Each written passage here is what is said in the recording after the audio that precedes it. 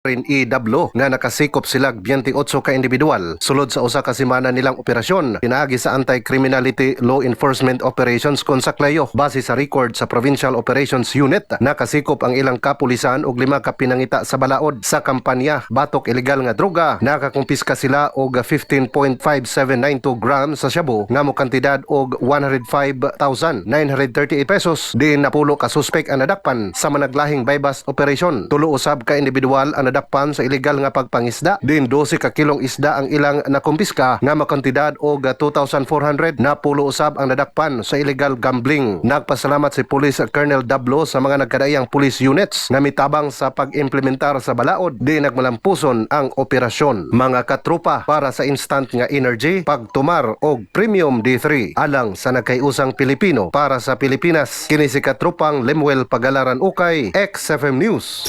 Express Balita. Express Balita.